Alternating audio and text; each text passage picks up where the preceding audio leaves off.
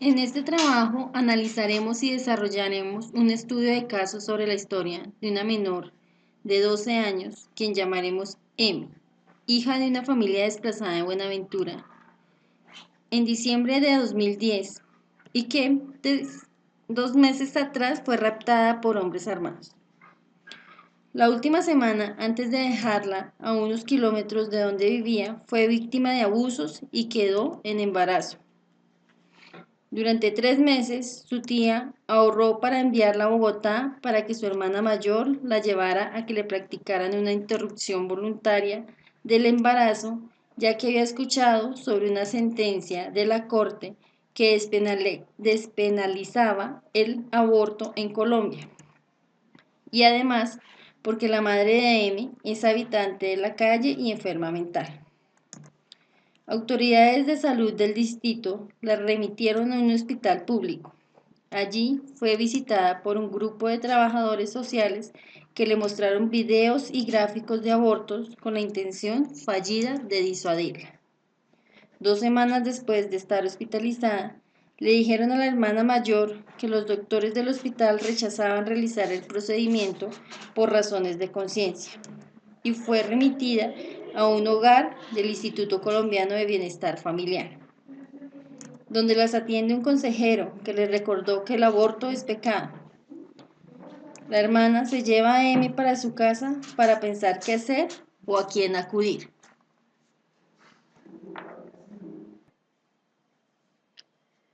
El abuso sexual infantil es un problema mucho más frecuente de lo que se cree y trae consigo graves consecuencias a corto y largo plazo.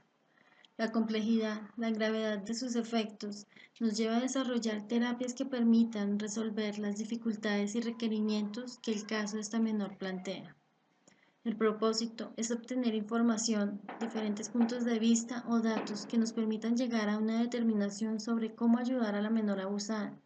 Es importante que como estudiantes alcancemos diferentes propósitos, conocimientos y destrezas para así conocer los problemas que se presentarán a la niña y como profesionales saber manejarlos.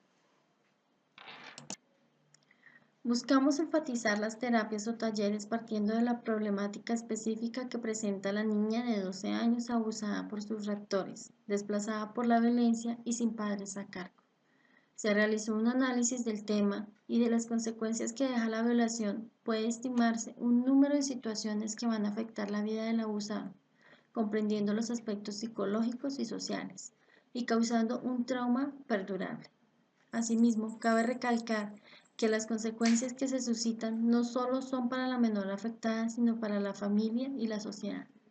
Si bien algunos autores precisan que hay casos en los que la sintomatología remite claramente con el paso del tiempo, en otros no necesariamente el paso del tiempo implica la resolución del trauma, sino el tránsito de la sintomatología hacia formas de manifestación características del momento evolutivo en el que se encuentre la víctima, estando su recuperación muy condicionada con el apoyo familiar, después de que se conoce la agresión sexual. Buenas noches, mi nombre es Amanda Barrera. Yo les voy a hablar de las alternativas de solución para el caso de Emi. Primero que todo es importante preparar e informar a la víctima con relación al proceso que debe seguir, explicándole claramente estos procedimientos según la posibilidad de entendimiento de la víctima para reducir su nivel de angustia. Hay que brindarle a la víctima la posibilidad de hablar de lo sucedido y de sus sentimientos con respecto al mismo. También es importante ofrecer un ambiente adecuado de escucha, de comprensión, de confiabilidad y de apoyo. Hay que tranquilizarla para que disminuya el miedo, pero no hay que crearle falsas expectativas. Hay que ampliar la información que sea necesaria con respecto a lo que le sucedió. Afirmar a la víctima que no fue responsable de lo que sucedió y hay que ayudarle a manejar la culpa, enseñarle alternativas para evitar abusos posteriores. Importante resaltar que ella tiene derecho sobre su cuerpo. El tratamiento psicológico es el más importante para la prevención de secuelas que la niña sufrió durante este abuso sexual. El objetivo de la terapia es que la afectada recupere la capacidad de autocuidado de su cuerpo, sus emociones y sus relaciones, su autonomía, su autoimagen, su autoestima. La intervención debe ser realizada por un profesional en la materia que pueda mantener la objetividad para prestar la ayuda indicada. Teniendo claro que el caso de M es de maltrato infantil, el cual le limitó su desarrollo integral, es importante realizar un proceso de recuperación. El psicólogo debe ayudarla y orientarla en forma adecuada para brindarle un tratamiento efectivo. La sintomatología propia de este tipo de abusos generalmente son el sentimiento de culpa, la vergüenza. Estas niñas se quedan indefensas frente a un mundo masculino porque mezclan el sexo con el afecto. Ellas tienden a confundir el poder con el cariño. Por eso es importante que durante este proceso se evite que más adelante la niña vuelva a padecer secuelas como dolor de estómago, problemas de concentración, dolores de cabeza, trastornos en el sueño, problemas con su ciclo menstrual, además de una pobre autoestima. También es posible que sienta odio hacia su cuerpo, fobias, ansiedad, comportamientos autoagresivos y autodestructivos. También va a tener miedo a estar sola, va a tener la incapacidad de sostener la mirada ante una conversación. Es posible que también presente frecuentes peleas con su familia y con todo su entorno familiar. Va a tener cambios frecuentes y drásticos en su humor. Va a tener preocupación por los temas sexuales y posiblemente dentro de las mismas actividades sexuales es posible que también llegue a tener conflictos. Otra alternativa también es importante resaltar, inculcar el amor propio, eliminar todo sentimiento de culpa, ofreciéndole un espacio propicio para ese momento, proporcionándole expresiones de afecto, de comprensión, de seguridad y sobre todo de protección por parte de su familia, inculcándole el sentido de pertenencia y el valor personal, sea cual sea la decisión que ella tome. El Estado debe contribuir con una ayuda médica especializada, con el fin de evitar un quiebre emocional que solo podría superarse con terapias y con el apoyo de un buen ambiente familiar y social. En el ámbito familiar, la atención psicosocial debe fortalecer las relaciones intrafamiliares, brindarle estabilidad emocional, disminuyendo el riesgo de la violencia intrafamiliar y del mismo maltrato infantil. Asimismo, su núcleo familiar debe promover protección para todos los miembros de su familia, por medio de la prevención y del fortalecimiento de su salud mental. La generación de espacios de recreación y la utilización del tiempo libre que le permitan la identificación de fuentes alternativas de expresión de integración con su entorno. Una decisión ética que se toma en cuenta, esta va a afectar varias implicaciones. Implica destinar gran parte del tiempo de la persona que va a tener el bebé si toma la decisión, recursos humanos, recursos económicos, recursos físicos. También es el compromiso, la responsabilidad de traer a otra persona, otro ser humano, que será por una etapa absolutamente dependiente de esta chica o de su familia, pues para este caso.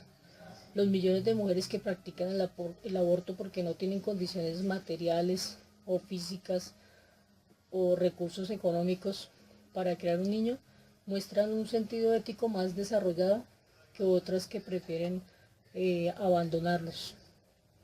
Es importante reconocer que el aborto es un acto moral, se requiere de responsabilidad, de voluntad, de compromiso, de libertad y de inteligencia, además de un profundo sentido ético, porque se reconoce que la vida de hoy no es digna para que otro ser humano venga a vivir en estas condiciones injustas, sobre todo como el caso de M, que fue desplazada por causas de violencia. Otras alternativas de solución que podremos tener en este caso es la posibilidad de que ella se quede con su hijo como madre soltera para criarlo con amor y con los cuidados necesarios junto con su familia. Otra posibilidad sería cederlo en adopción, teniendo en cuenta las condiciones en que se encuentra M, ya que para ella no va a ser fácil traer un hijo al mundo. Y otra posible consideración que debemos tener en cuenta es el factor moral, sobre todo enfocándose hacia la parte religiosa. Es posible que ella ubique organizaciones que están en favor de la vida, donde pueda encontrar sacerdotes que le puedan ayudar a incidir en su decisión de una forma adecuada.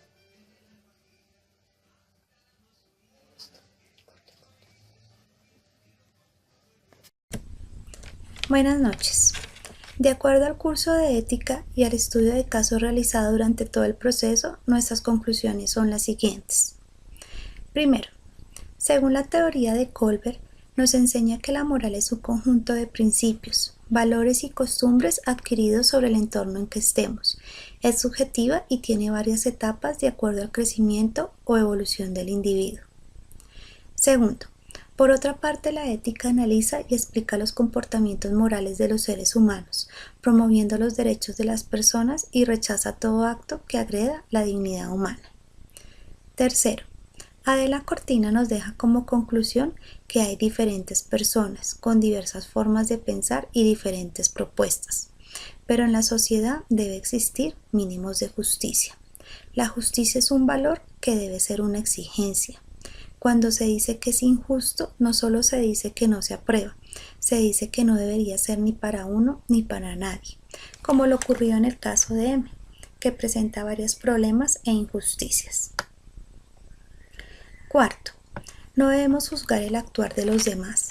Cada una tendrá sus razones morales y éticos para pensarlo, pero sí es claro que no son aceptables las agresiones a nuestros semejantes, no hacer lo que no queremos que nos hagan, y la ley ampara nuestros derechos y debemos hacerlos respetar.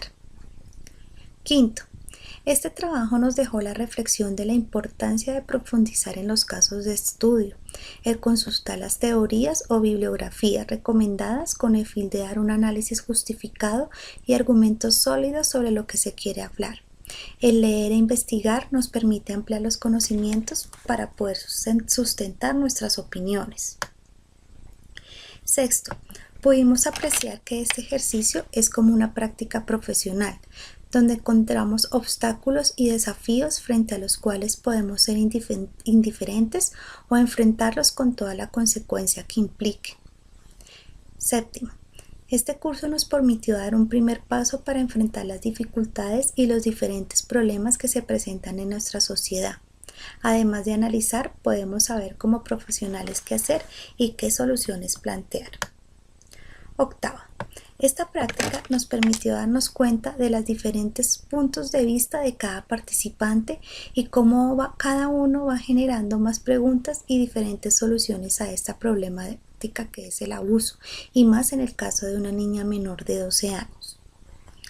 Noveno, con esta investigación pudimos hacer una pequeña introducción para entrar al estudio del abuso y violencia sexual, siendo una problemática de interés, responsabilidad y trascendencia en el marco de la psicología, ya que si bien existen estadísticas que fundamentan la prevalencia de esta problemática, es igual de impactante el ver de forma individual la huella que tiene en la vida del ser humano el vivir con una violación o cualquier otro tipo de abuso o violencia sexual.